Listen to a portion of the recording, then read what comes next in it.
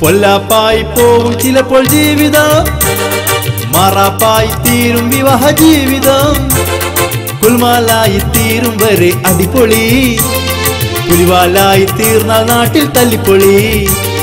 പൊല്ലാപ്പായി പോവും ചിലപ്പോൾ ജീവിതം, മാറാപ്പായി തീരും വിവാഹ ജീവിതം, കുൽമാലായി തീരും വരെ അടിപൊളി, പുലിവാലായി തീർന്നാൽ നാട്ടിൽ തല്ലിപ്പൊളി. പൊല്ലാപ്പായി പോവും ചിലപ്പോൾ ജീവിതം.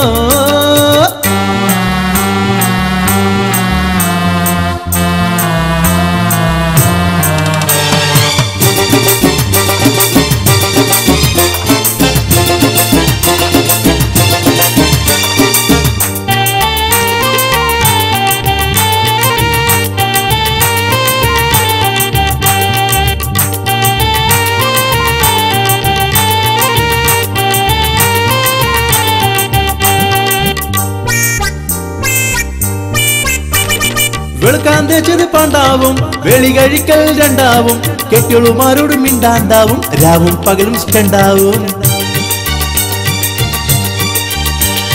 വെളുക്കാൻ തേച്ചത് പാണ്ടാവും, വെളി കഴിക്കൽ രണ്ടാവും, കെട്ടികളുമാരോടും മിണ്ടാണ്ടാവും, രാവും പകലും സ്റ്റണ്ടാവും. പൊല്ലാപ്പായി പോവും ചിലപ്പോൾ ജീവിതം, മറാപ്പായി തീരും വിവാഹ ജീവിതം, കുൽമാലായി തീരും വരെ അടിപൊളി, പുലിവാലായി തീർന്ന നാട്ടിൽ തല്ലിപ്പൊളി.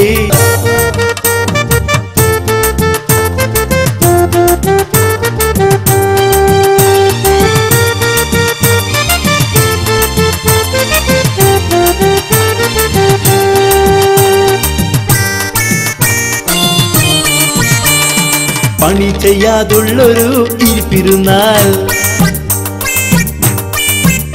അയ്യോ കടം കയറി കെണിയൂരാനുള്ളൊരു വഴിയടഞ്ഞാൽ, പൊല്ലാപ്പായി പോവും മറാപ്പായി തീരും, പൊല്ലാപ്പായി പോവും മറാപ്പായി തീരും, ഗുൽമാലാവും പുലിവാലാവും ഒടുവിൽ കറിവേപ്പിലയാവും, ഗുൽമാലാവും പുലിവാലാവും ഒടുവിൽ കറിവേപ്പിലയാവും.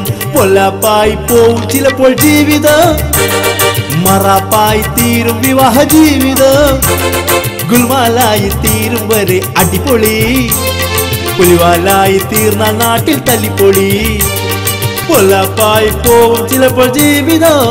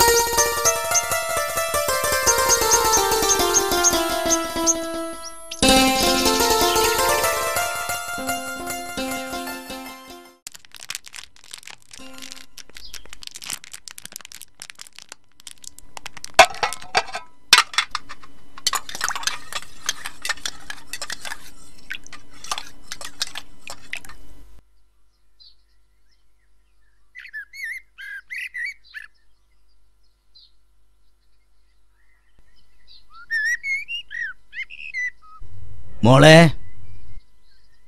മോളെ റസിയ, മോളെ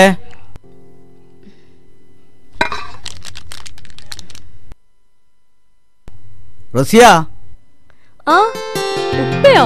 വരിപ്പാ, ഇരിക്കേ. അല്ലാ,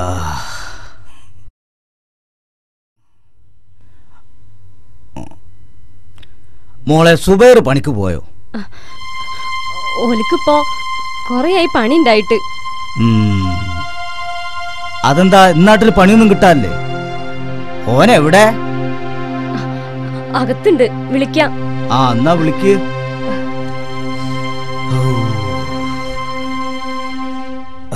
എന്തൊരു ചൂടാണ്. അല്ലാ.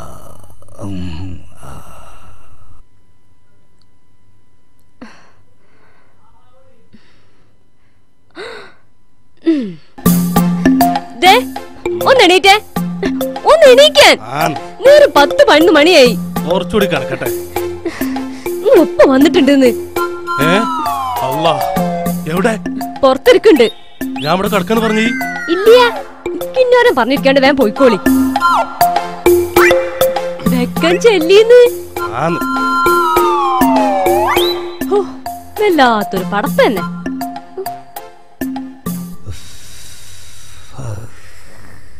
ഇപ്പൊ വന്നിട്ട് കൊറേ നേരമായോ? ഞാൻ വന്നിട്ടേ കൊറേ കൊല്ലായി. എന്തേ? അല്ല, നിനക്ക് മാത്രം പണി കിട്ടാൻ എത്ര പ്രയാസം?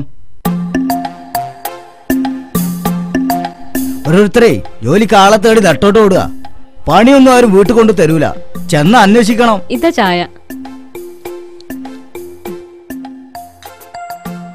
നീയും കൂടി ചേർന്ന ഇവനത്ര വഷളാക്കുന്നത്. എന്തെങ്കിലും പണിക്ക് പോയി കഴിഞ്ഞാ പിന്നെ മേലും കൈയും വേദനയാന്ന് പറഞ്ഞ് 2-3 ദിവസം ഇവിടെ കിടക്കും. അത് തന്നെ ഞാൻ നേരത്തെ പറഞ്ഞത്.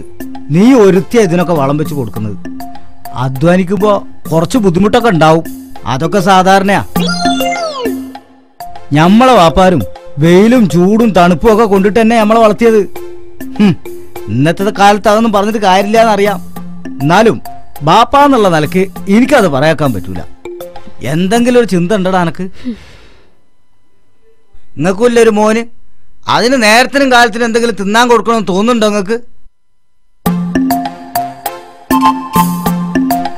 ആരോട് എന്തെങ്കിലും കാര്യമായിട്ട് പറയുമ്പോ അവൻ പൂച്ചേനെ പോലെ പതുങ്ങി പതുങ്ങി പോണ കണ്ടില്ലേ? ഞാൻ പറയാഞ്ഞിട്ടല്ല, എന്തെങ്കിലും പറഞ്ഞാ ഇങ്ങനെയാ. മോളെ, ഞാൻ അവന്റെ മുമ്പിൽ വെച്ച് നിന്നെ കുറ്റപ്പെടുത്തിയതല്ല. ഏതൊരു വാപ്പയ്ക്കും ഉമ്മയ്ക്കും സ്വന്തം മക്കളെ പറ്റി ചിന്ത ഉണ്ടാവും. അവർ നല്ലപോലെ ജീവിക്കണമെന്ന് ആഗ്രഹിക്കുള്ളൂ. ഞാനും അതിനെ ചിന്തിച്ചിട്ടുണ്ട്. മോക്ക് വിഷമമായെങ്കിൽ ഉപ്പാനോട് ക്ഷമിക്കും. ഉപ്പ പറഞ്ഞേലേ എനിക്കൊരു വിഷമവും ഇല്ല. എന്റെ സ്വന്തം ഉപ്പയുടെ സ്ഥാനത്താണ് ഞാൻ ഉപ്പയെ കണ്ടത്. ഉപ്പയ്ക്ക് കുറച്ച് ദിവസം ഇവിടെ വന്നൂടെ? ഇപ്പൊ തന്നെ ഞാൻ ട്രഷറി വരെ പോകാൻ ഇറങ്ങിയതാ. അപ്പോ പോകുന്ന വഴിക്ക് ഇവിടെ ഒന്ന് കയറാലോ എന്ന് വിചാരിച്ചു. മാത്രല്ല, മോള് വിചാരിക്കുന്ന പോലല്ല കാര്യങ്ങൾ. സ്വന്തം മക്കളാണെങ്കിൽ പോലും ഉപദേശിക്കുന്നതിനൊരു പരിധിയൊക്കെ. തന്മക്കൾ തന്നോളമായ താനെന്ന് വിളിക്കണമെന്നാ ചൊല്ല്. എനിക്ക് പറയുന്നതിനൊരു പരിധിയൊക്കെ ഉണ്ട്. പക്ഷേ നിനക്കതല്ല. ഞാൻ പറഞ്ഞു നോക്കാം. നോക്കിയാ പോരാ, കാര്യങ്ങളുടെ ഗൗരവം അവനെ പറഞ്ഞു മനസ്സിലാക്കണം. ആ, എന്നാ പിന്നെ ഞാൻ ഇറങ്ങട്ടെ. ഉപ്പ ചായ. ആ, അത് തണുത്തുണ്ടാവും ഉപ്പ, ഞാൻ വേറെ ഉണ്ടാക്കി തരാം. സാരല്ലടോ, ഇത് മതി.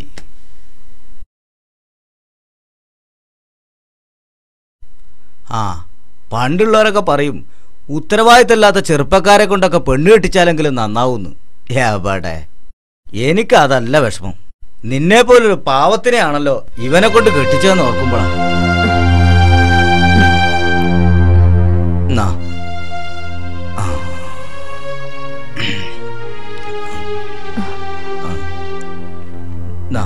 വേണ്ടപ്പാ, പിടിക്ക്.